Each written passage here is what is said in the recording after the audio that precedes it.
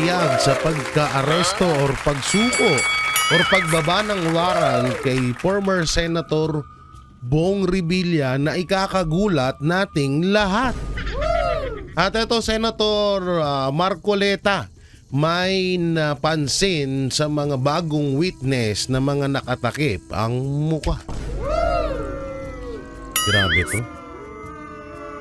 Grabe, no? Wait lang, brushan ko lang yung ating hindi ko pala na brushan. Nakita niyo, maalikabok. Grabe tong mga pag-uusapan natin, mga banateros, mga kabiyaya.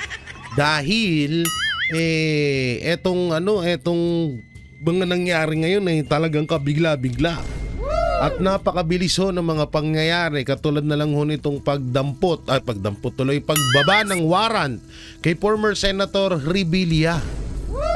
Mas naunang naibulgar na si Martin Romualdez ang mastermind sa issue ng flood control scam, pero mas nauna pang babaan ng warrant at mas nauna pang makasuhan etong si former Senator Revilla na kahit hearsay lamang or sabi-sabi or walang maipakitang sapat na ebidensya laban sa former senator. Yan yung isa sa mga pag-uusapan natin ngayon, mga banateros, mga kabiyaya. Siyempre, bago natin ito simulan, don't forget to like, share, comment, and subscribe sa ating YouTube channel. Pindot na lang din po yung bell button para lagi kayong updated sa ating mga video araw-araw. Katulad na lang nga ho ito, no? So tanggalin mo natin si PRRD. Katulad na lang ho nito, no? Arrest warrant, warrant of arrest laban kay Bong Revilla.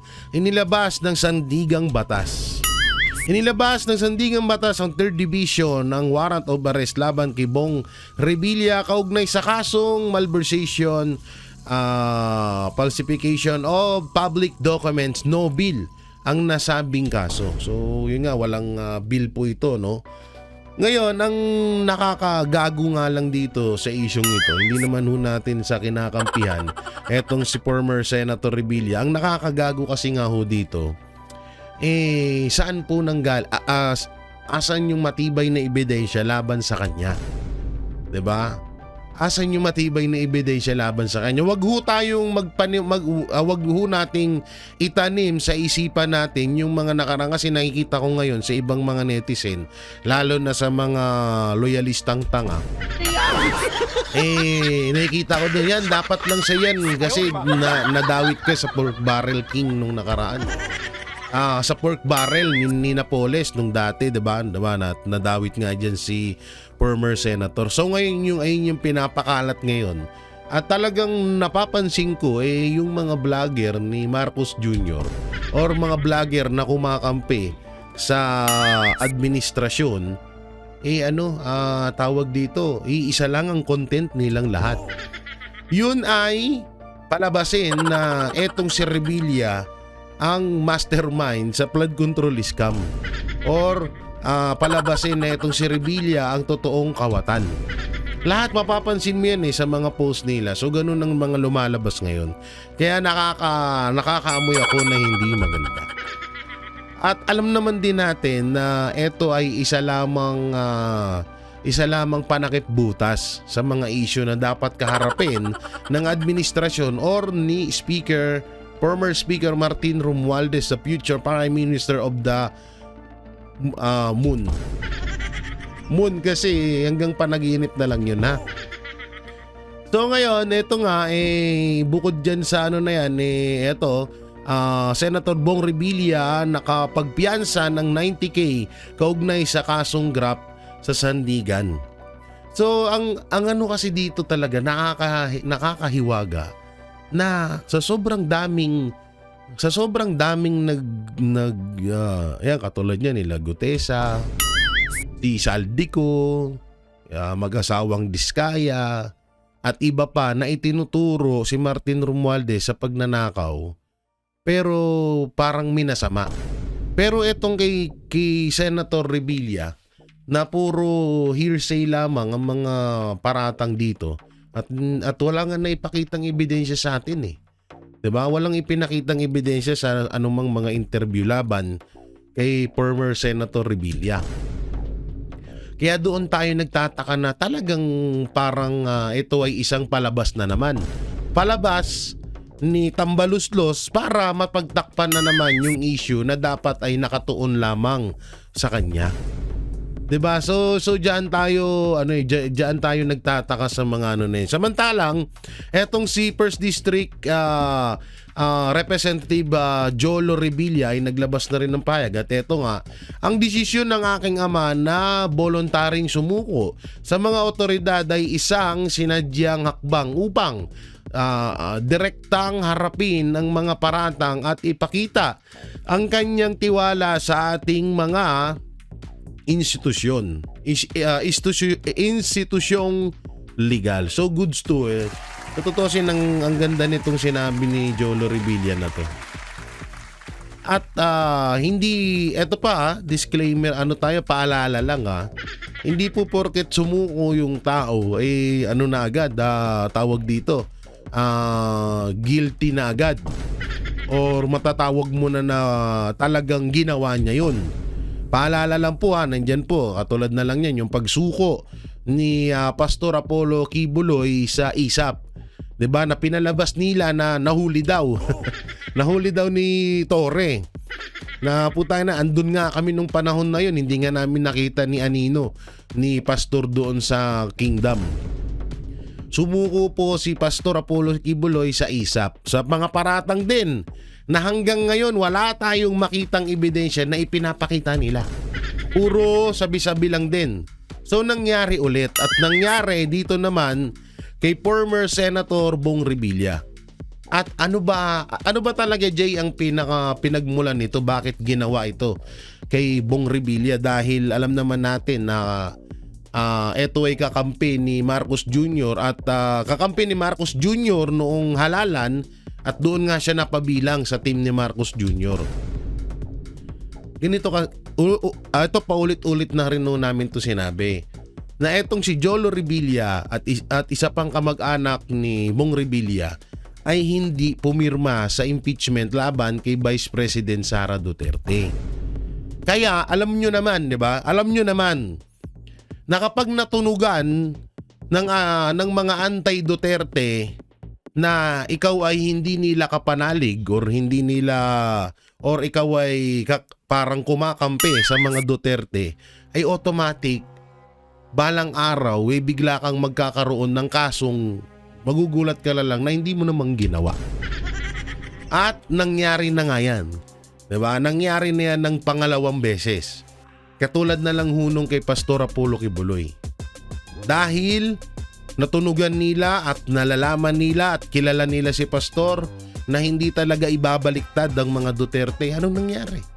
Ginawan nila ng mga kaso-kaso hanggang sa may lumitaw pa nga na witness na binayaran lang siya para lang idiin si Pastor Apollo Kibuloy.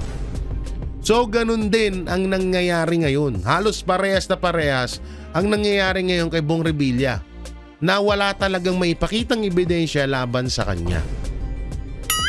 Ito hindi natin kinakampihan dito si Senator Bong Revilla. Ang atin lang dito kasi ang pinaka talagang gusto nating matumbok or makulong or magdusa sa pagnanakaw sa pera ng taong bayan ay si Martin Romualdez at si Marcos Jr. Si Saldico at iba pang mga kontraktor at iba pang sekretary ng DPWH. Pero ang nangyayari ay mas nauuna pang imbestigahan. Yung talagang alam mo yung wala naman talagang hindi naman konektado dito sa nangyayaring nakawan sa mga national budget. Doon nagtataka ang taong bayan na bakit ba't nauna pa yan? Ano ebidensya laban sa kanya? Wala. 'Di ba? Puro hearsay. Samantalang yung ni witness nga, hindi nga natin nakita kung sino yung witness na magpapatunay na ginawa talaga ni former senator yung ibinibintang sa kanya ngayon. Wala nga may pakita sa atin ngayon. May nakita ba tayo? 'Di ba puro salita lang ni Remulla? At doon na nga rin kukonect dito si Remulla at si Bernardo. Putangin na ngayon, ang lumalabas bayani na si Fernando. bayani na si Fernando at kalaban na kung ano man ang ituro ni Bernardo. What if na lang na ituro ni Bernardo ang mga Duterte na naman? What if na lang ganun? Naituro na naman ng ni Bernardo, sabi-sabi ni Bernardo na sa kasabwat dito ang mga Duterte, so maniniwala na agad tayo doon? Porket ginawa nilang witness, maniniwala na agad tayo doon? Ay hindi ho pwede ganun, mga banateros, mga kabiyaya. Hindi ho pwedeng ganun na basta-basta na lang tayo maniwala. At itong pangyayari kay Senator Bong Revilla ay isa na naman itong pananakot sa mga lalaban sa administrasyon. Kung matatandaan nyo, mabalik ulit tayo kay Pastor Apollo Kibuloy na hindi kayang kontrolin ng administrasyon ang SMNI. Hindi kayang kontrolin or suhulan si Pastor Apollo Kibuloy ng administrasyon. Kaya tignan nyo yung nangyari. Unang-una, tinanggalan ng prangkisa ang SMNI para hindi mapanood sa national TV yung mga balitang dapat naman talagang malaman nila. 'Di ba? At pangalawa ay hinaras nila ang KOJC. 'Di ba? Binaboy nila yung loob, binastos nila yung mga tao doon. Warrant of arrest ang dala-dala nila, pero ang ginawa, nag-search warrant at lumagpas na nga sila sa dala-dala nilang search warrant kasi ilang days silang tumira doon sa loob. Tapos pangalawa, ayun nga, yung pagpapahirap kay pastor ngayon na ginagawa nila hanggang ngayon, na wala silang maipakitang ebidensya labang kay pastor. Na hanggang ngayon, hindi pa rin convicted si pastor. Paalala lang po hindi po convicted si Pastor Apollo Kibuloy. Wala pa pong nahihahatol sa kanya. Wala pa hong ganun.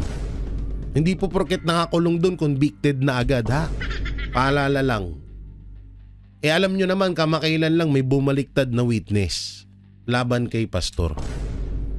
Na binabayaran lang sila na para idiin etong si Pastor Apollo Kibuloy na pwedeng nangyayari ngayon kay Bernardo. Na hindi kaya ginigipit si Bernardo at no choice siyang gawing ito. No choice siyang gawing ito at para idikdik niya si former Senator Bong Revilla. Alam naman din natin kung ano yung kalakaran na nangyayari ngayon. Sa mga galawan pa lang talagang obvious na. Talagang tawag dito, talagang alam na natin. Kapag ganito yung galawan, biruin mo kapag hindi itinuturo si Martin Romualdez at si Marcos Jr., parang itinuturing nilang bayani. Pero kapag itinuturo si Martin Romualdez at si Marcos Jr., putay na, sandamakmak na investigasyon ng ginagawa nila. Diba? Kagaya ng ginawa nila kay Gutesa. 'Di ba? Napakalupit nung ginagawa nila kay Gutesa na hindi nga natin alam kung nasaan na si Gutesa ngayon. Hindi natin alam 'yun. Eto pa. Eto na. Asan na 'yon? Ito pala yung isa pang sinabi ni Senator, nakakalungkot po, parang wala yatang due process. Wala talaga. Biruin mo, ikaw dinampot agad si Martin Romualdez, ang damakmak na yung tumuturo, dating kasamahan niya pa sa Congress pero malaya. Si Bunuan, ganun din. So eto na ang sinabi ni Marcos Jr. Jose Castro, nagulat si BBM na malamang dawit si Bong Revilla sa flood control scandal. Wala na naman siyang alam. Hayop na yan. Wala na namang alam si Marcos. Nag-iba kayo ng nag-iba kayo ng dialogue. Dati walang alam. Ngayon nagulat na. Oo, nagulat na.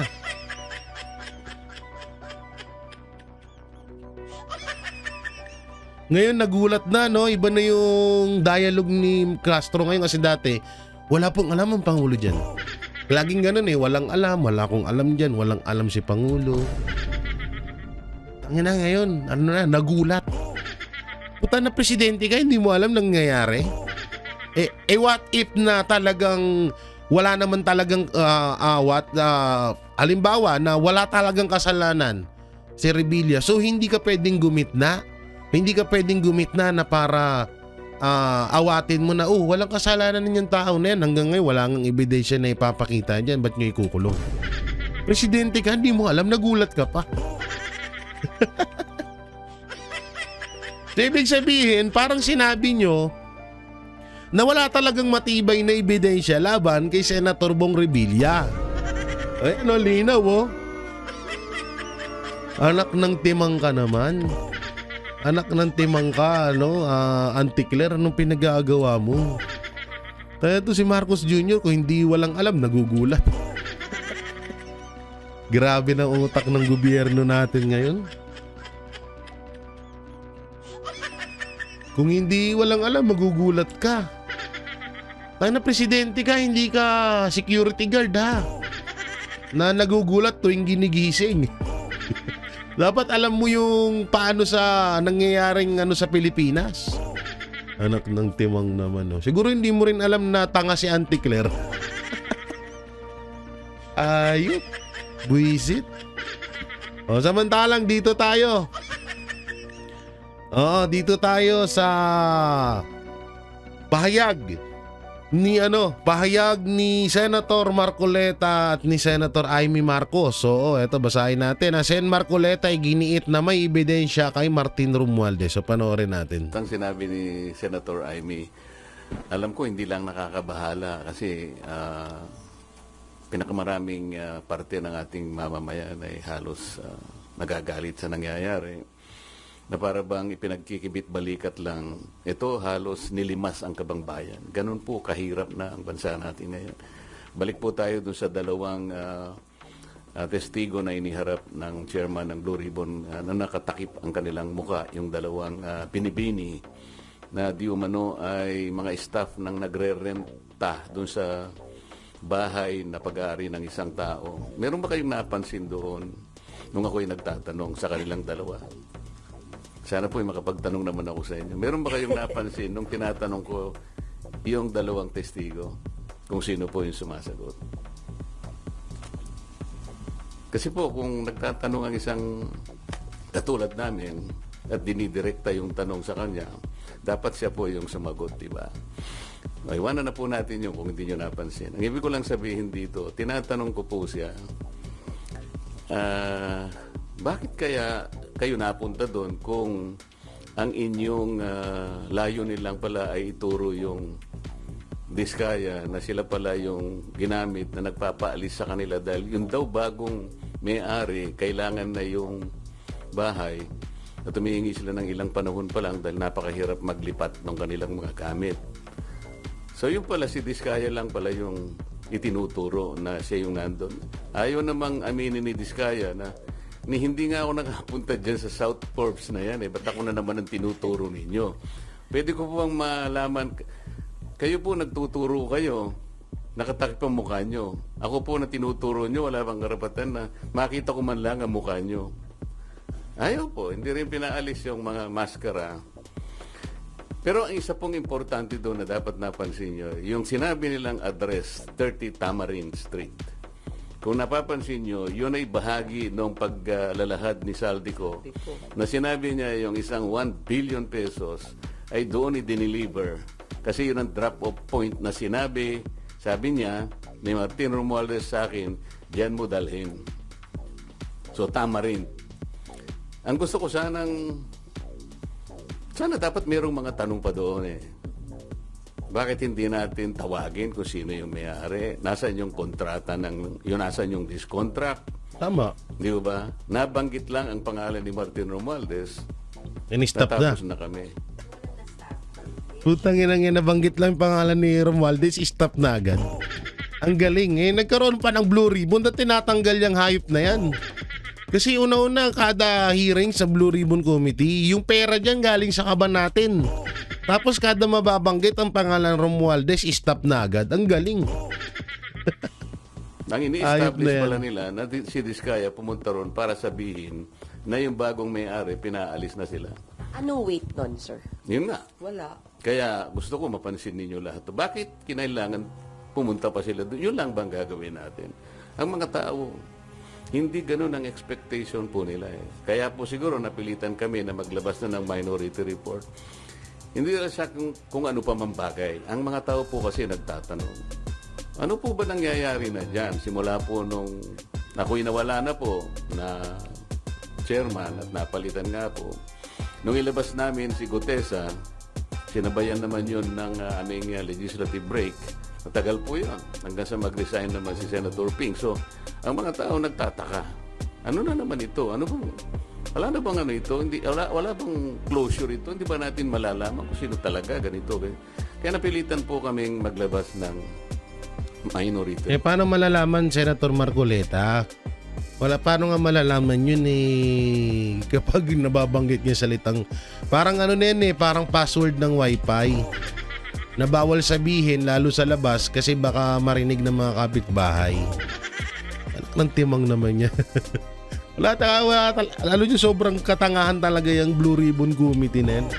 Tanginang yan, ba't di pa mawala yan? Report. Tinawag po naming minority report for lack of better term. Kasi po kung gagawin nating legal ito na isasang-ayon natin sa aming mga committee, sa ating Senate rules, hindi pa kami pwedeng maglabas kasi kailangan matapos talaga yung committee report. Hindi naman po kasi namin malam kung kailan mo talaga matatapos ito. Kasi nakalagay sa rules namin, kung merong dissenting or concurring opinions, ay isasama na lamang doon. This is neither a concurring or dissenting report. Kaya tinawag namin minority report sa pag-aakala naming magagamit po ninyo. Nandito po yung aming observations, meron kaming findings, nandito yung issues, nandito yung mga recommendations namin, nandito po yung set of possible legislative measures na pwedeng at ginagawa na po namin na pwede naming i-file in aid of legislation. Pero meron cancel po pa mga rin. Potential personalities na pwede pong kasuhan. Ang totoo niyan meron po kaming ayan po. Nakalagay po rito So, yung listahan na yan, nandito din yan sa akin. Nasaan yan? Nasaan na yun? Hanapin natin ha. Nandito sa akin yan Yan. So, eto yan. Yung ipinapakita ni Senator Marcoleta ay eto po yan. Ito po yung picture na yan. So dito nga daw nagkaroon, dito nga daw na-stop yung usapan kasi nga lumalabas talaga dito na halos na halos ay etong mag-asawang Diskaya ang itinuturo si Martin Romualdez at etong si Saldico. Ganon din si Mr. Orly Gutesa. So si Martin Romualdez din ang tinuturo at si Saldico. Etong si Bernardo na nagtuturo ngayon kay former Senator Revilla, ang itinuturo lang ay si Saldico. At nandito rin si Bryce Hernandez na itinuturo naman na etong si Alcantara. Pero itong si Alcantara itinutumbok naman ay si Saldico din. So ganito nga yun Paulit-ulit namin sinasabi na ang issue sa flood control ay isang katawan ng ahas. Ang ulo nga dyan ay ang palasyo at ang Kongres. Ang Kongres at ang palasyo ang ulo dyan. Yung DPWH, katawan lang yan. Etong mga kontraktor na to, etong mga kontraktor na to na sila yung mga mas dinidiin ngayon na dapat ay mas idiin itong dalawang to. At etong pinakaulo, sino ba yan? Diba? Kasi sa totoo lang, mastermind na si Martin Romualdez. Pero may mas mataas pa sa kanya na nagkokontrol sa kanya at sino nga talaga yun. So nung pinakita pala to, ito pala yung dahilan na bakit hindi kung bakit ipinatigil yung tawag dito yung parang kung kailang binabanggit na yung pangalan ni Martin Romualdez ay pinatigil itong parang pina-stop itong Blue Ribbon Committee. So yan yung pinapakita ni Senator ni Senator Marcoleta. Ang totoo po, itong minority report na to, I had a chance of Minority report pala tawag doon. disseminating this for the first time on December 11, 2025. Meron po kasing forum sa Quezon City. It was held in MICE Center in Quezon City. iCare po yung host. iCare means Interdisciplinary Conference on Accountability, Reform, and Engagement. Ito po ay hosted by the NCPAG of the University of the Philippines. I was one of the the panelists, kasama po si then Chairman Popoy de Vera, andun din po si Congressman Erice. I recall that political analyst Malu Tikia was there also. And I think the Dean of the Political Science Department of the University of the Philippines. So sabi ko, dahil kaugnay naman po sa pinag-uusapan nating transparency, accountability, and reform, I took advantage of leaving one copy to the Dean of NCPAG. Pero meron din po kayong mga kasama doon. Hindi lang ganito karami. But I thought that there were media practitioners there. Pwede malaman sino-sino pa yung gusto niyong pakasuhan sa minority report? Sana, nandito po, kayo na po ang... You will give us a copy, sir? Yes.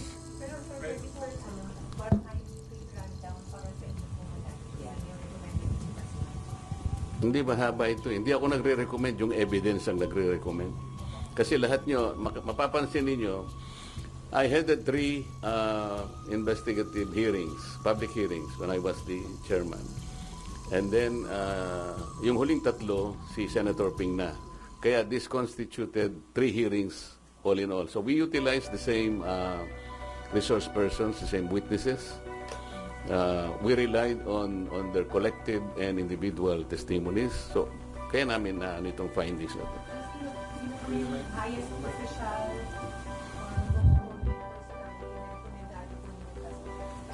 Merong question mark nga sa makikita nyo rito yung mga kung para naman may konting suspense. Kayo nang tumingin. For soundbite purposes, sana for teaching, maybe get the names of who you want to be charged to sana, sir. Sound bites. Alam naman ninyo kung sino-sino. Maganda tanong yan. Yung arrows kasi, base sa nagtuturo sa kanya at mababasa niyo doon sa kanilang mga testimonies, individual. Talagang, for example, Gutesa, tinuro si Saldico and Martin Romualdez. Si Diskaya, nabanggit din ang pangalan ni Martin Romualdez. At yung mga iba, si Alcantara, si Bryce Hernandez, pinagtuturo kung sino-sino at papunta lahat sa direksyon ni Martin Romualdez. Sir, yung balikan ko lang po yung di ba nakuha ko ng kasulti ng ownership records ng survey numbering, pati yung registration papers ng building trust at saka yung papalikin yung dalawang witnesses at patawag yung original owner and yung renter supposedly na employer ng Moro Police yung kahapon dahil siya yung nakapit ng automatic yung bahay. Hindi ba very logical na dapat ganun ang gawin? Palagi ko naman, baka ganun ang gawin ni Senator Ping. Naasahan namin na yun ang gagawin. Malabong gawin niya yun. Kung yun ang rekomendasyon nyo, i-recommend natin sa Blue Ribbon. Tama. Sen Aimee At and Sen... palagay ko, may recurring names, yung pangalan ng mga abogado na kasulat, na proxy, hindi lamang sa 30 Tamarind na ulit-ulit na binabanggit, kundi dun sa foreign properties din, yung Soto Grande yata, andun pa rin yung Attorney Paras at yung iba't ibang law offices na alam natin. Yusek na rin ng DOJ, si Senator Andres. Yusek Andres. Diba? Yusek Andres. Yes, Andres. Pero hinihintay ko nga sana kahapon kaya nandun ako. Kasi initially parang ayaw ko na muna. Kaya lang dahil nakita ko sa listahan nandun si Yusek Traigib at nandun si Yusek Bernardo. Baka ako dito magkakaharap itong dalawa. Tama. So naghintay ako doon. kaso, naisip ko nga na sinabi nga ni Senator Ping during the hearings sa budget. sa plenary debates ng DBCC, talagang sinabi niya yung 8 billion na binibigay ni Yusek Bernardo kay Yusek Traigib. At si Yusek naman binibigay kay Adrian Bersamin. So iniisip ko, baka kako dito magkakaharapan, makikita natin yung tanungan kung saan papunta. Because ang sinasabi natin, di ba, wherever the evidence will lead us, palaging ganon. Bakit wala si Adrian Bersamin? Sen Aimee, and sa inyo na rin po, Sen, isa na lang po. Bagamat di naman po Parang naging ano na rin si Senator Marcoleta na medyo parang hindi niya na tinutumbok ngayon. Parang nakukula. Hindi ako hater sa Marcoleta. Kasi hindi siya ganito dati magsalita na hindi niya pinopoint agad. Diba alam naman natin Marcoleta rektahan yan.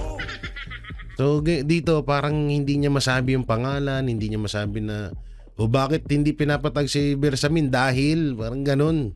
So ngayon yun napapansin ko ngayon. Ewan ko lang baka nag-iingat na rin si Marcoleta kasi lahat naman ng kalaban ng administrasyon ngayon talagang tinatrabaho na. Baka nag-iingat lang. kayo pinangalanan kahapon, pero may mga pasaring si Senator Lacson dun sa mga nangmamaliit, nangiinsulto daw sa Blue Ribbon hearing. Sabi niya, shut the F up. Sabi niya, your noise will not silence the truth. Neither does it provide any help in our investigation. Your noise cannot convict and won't even indict the malefactors of this flood control mess. Your comment on it. Sa palagay ko, hindi naman ako yun. Kasi alam ng kahit sinong senador na hindi pwedeng utusan ng kapwa nilang senador sa Senado. Hindi naman pwede maghari-harian Nagtantrums o ba si magreina-reina. Baklang Ping? Lagay ko, hindi rin ako yan. Hindi rin ako yan. At alam ko, hindi ako ang pinatutungkulan niya. You don't feel alluded. I don't feel alluded to. Grabe, no? Bakit hindi nyo po ipinurso yun? Kasi as you correctly pointed out, dapat nadikdik din si Yusek Traigib doon sa supposedly Oo nga, no? kaugnayan Bakit na kay, nga naman? Yusek Bernardo. But di nyo po pinurso yun kahapon? Pati yung kay Maynard mo din po. Kasi hinihintay ko nga na sila dapat ang Magsalita. ang pagmulan ng pag-uusap. Kung ako yung palaging nagtatanong, baka naman ako yung maingay na naman. Ayoko nang ako yung magsimula. Inisip ko lang na nando naman nung sabihin ni Yusek Traigib na kasi sabi ni Senator Kiko, kung dinideny mo yan, ibig mo sabihin sinungaling si Yusek Bernardo. Masasabi ko pong ganun, sabi niya. Sana nag-react si Yusek Bernardo. Bakit hindi siya nag-react? Yun. Sinungaling talaga siya. Yusek Bernardo was already admitted under the WPP. Kapag ang isang witness ay liar at hindi siya kumibo, baka ma-discharge siya as witness. Hindi niya Tama. kayang ipagtanggol ang Tama. ang kaso ng Estado. You should remember that the state must be assisted in prosecuting its cases. Mabigat ito, kaya nga tayo kumukuha ng testigo that will be placed under the WPP. Yun po yung pinaka-prinsipyo. Palagi kasi sinasabi ng iba, si Marcoleta, palagi niyang dinidepensa si Diskaya. Mali po yun. I'm only trying to point out na gusto kong gamitin kahit sino. Nagkataon lang si Diskaya lang ang matapang out of the initial 15 contractors. Kaya ganun po nangyari. Kaya nga nila rin ginagawa na hindi magamit si Diskaya kasi nga may mga malalaman pa tayo. At nung una pa nga lang, 'di ba? Kaya nga kung mapapansin nyo, mas iba yung treatment kay Diskaya kaysa kay La Hernandez at Alcantara. 'Di ba? Di ba napapansin nyo? Nung lumabas si Alcantara at Hernandez, kasama ng mga pulis, hindi nakaposas. Pero nung si Diskaya na nakaposas, nakasuot pa ng uniforme ng preso. Dahil nga doon sa unang niyang mga pahayag, na hindi lang naman kami naikinabang dito Barya-barya lang niyo sa amin Kayo ang pinakamalaki. Yung ibang mga politiko, kayo yung pinakamalaking nakukuha sa mga proyekto sa DPWH. So yung ginagagawin sana ni Marcoleta ay hindi yun pagdepensa sa mga Diskaya. Ang gagawin sana ni Marcoleta is gagawing witness nga etong si Diskaya para tumbukin kung sino talaga yung mastermind. Kaso, gawa ng parang delikado nga si Specker at si Ngagbers.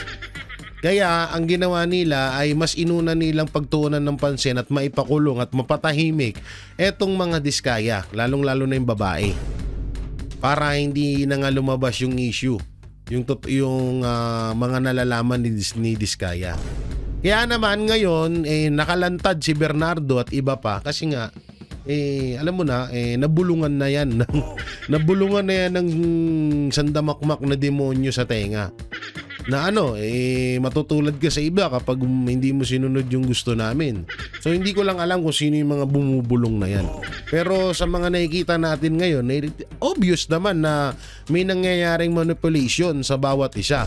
English yun. 'Di ba? Obvious naman ngayon eh. Oh. Kaya nga itong sinasabi ni Marcoleta dito, hindi nga, kahit din man ako di ko pinagtatanggol ang Diskaya. Ang point ko dito is pwedeng magamit ang mga Diskaya laban dito sa iba pang mga kuratong belaling na nakaupo sa gobyerno natin ngayon. Witness. Hindi niya kailangan silang tulungan basta nag-apply sila. Nagkaroon nga ng problema lang na pinipilit ng DOJ yung restitution na siya ng Hindi kami magkaintindihan ng taong yung sa restitution. Alam naman niya na hindi totoo yun. Kaya palaging ganun ang usapan. As siya rin alam niya, under the WPP, ang sinasabi na confidential lang ay yung proceedings of the application as well as the action taken by the DOJ in relation to that application because that's under Section 7. Under Section 1, kailangan panatilihin mong confidential yun. Otherwise, you'll be penalized. So, pero kung pag-uusapan ay questions coming from us, hindi niya pwedeng gamitin yun. Tapos sabi niya, wala raw silang sinasabing restitution. It was no less than the then Secretary of Justice who floated that idea. Hindi namin basta-basta i-accommodate yan. Kailangan bayaran niya yung kanyang mga pinagnanakaw. O yun ang pinagbasihan naman ng ating Senate President ngayon. O nga naman, sabi niya, sinabi ng Secretary of Justice, kailangan magano sila. Pero wala po sa batas yun. Wala talaga. We need to get more of these people kahit na mahirap kasi nga kailangan nating ma-identify yung ugat. Yung Tama. Pinakamalaking isda. Kung wala kayong protection na ibibigay sa kanila, ba sila magsasalita? Initially, he mentioned 17 congressmen. Meron po bang pinatawag na 17 congressmen? So, saan tayo pa? Ano sabi nila? Co-buddies. Pero sa susunod po na hearing, you're planning to pursue that angle po yung kay Yusek Olaivar, then yung binanggit nyo po yung kay Adrian Bersamin. I-request nyo rin po ba na ipatawag yung Adrian Bersamin? Parang yan ang gusto ng media. Sige, gawin natin. Pero, hindi. Kasi kahapon din po, di ba na ilang beses, parang at least twice po yata na binanggit ni Yusek Bernardo na pinaninindigan niya kung ano na yung nakasulat doon sa kanyang affidavit na wala siyang babaguhin. Hindi ba kayo nagtaka? Hanggang doon lang. Dininay, naninindigan ako. Ba't hindi natin ipursige? Kaya hindi naman ako ang chairman. Kaya naman. Sino-sino pong pumirma sa minority report? All minority members? 6 out of the 9 members of the minority. Kasama si Sen Aimee. Grabe, no?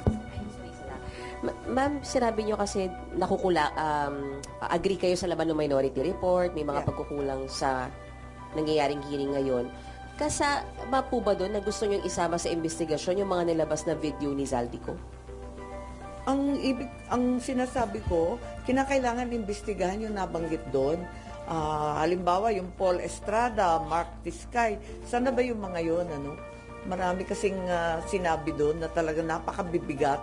Kumbaga, critical leads in the investigation that need to be pursued. Tulad ng sinabi ni Senator Marcoleta, parating bitin yan, nababanggit. Tapos hanggang dun lang, papara. Hindi ba dapat pursigihin yun?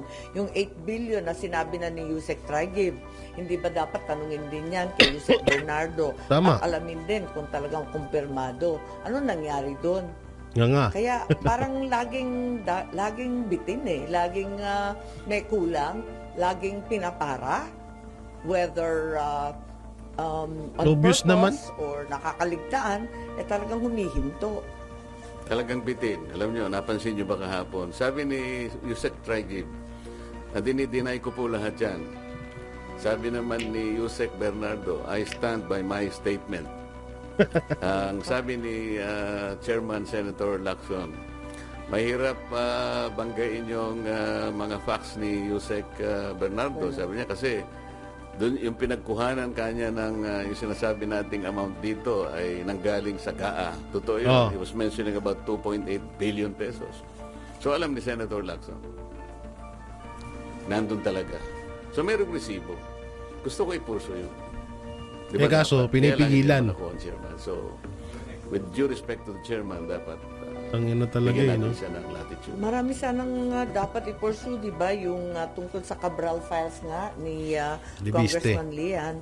Sana na-pursue na rin na Wala din. i-require yung DPWH kung public record rin lang, di ibigay na sa ating yung authenticated copy. Tama. Para wala nang pagdidiskitahan kung yung kopya ni Congressman Lian o yung kopya na sinasabing meron yung bilyonaryo at yung iba pang media at yung nabanggit na rin ni Chairman Lacson.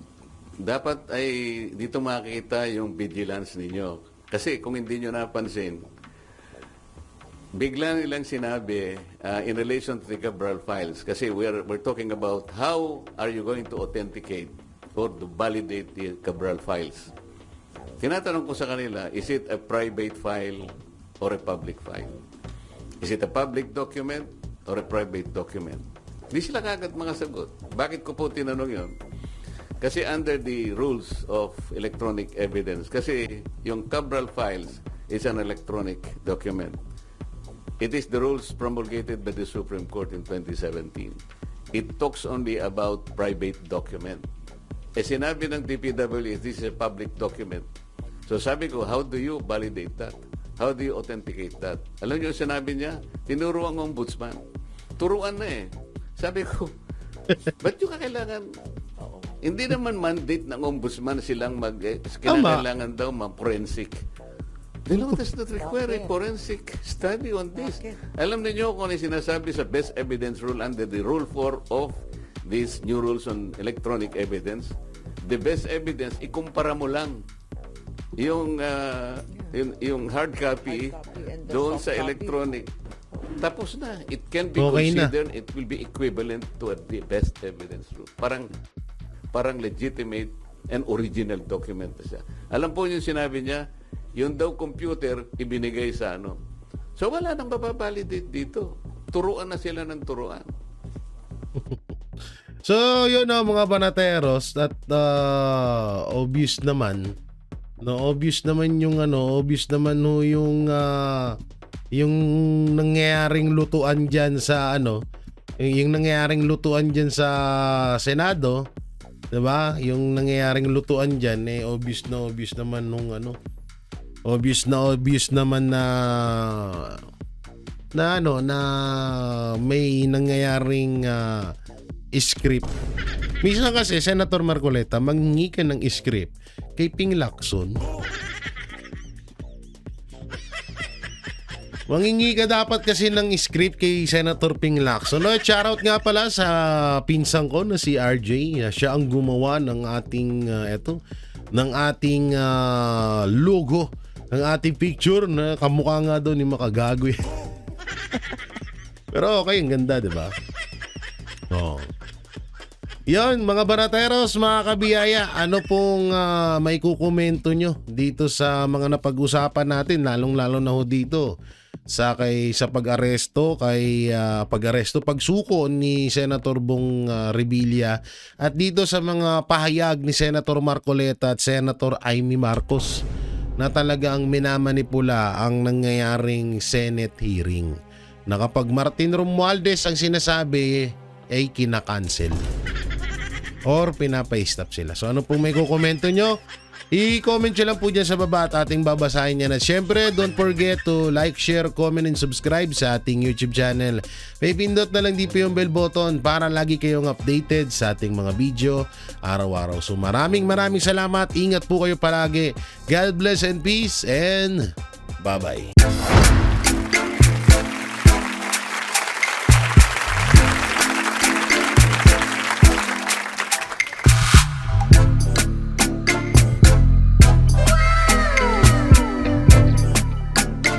The next performance will start momentarily.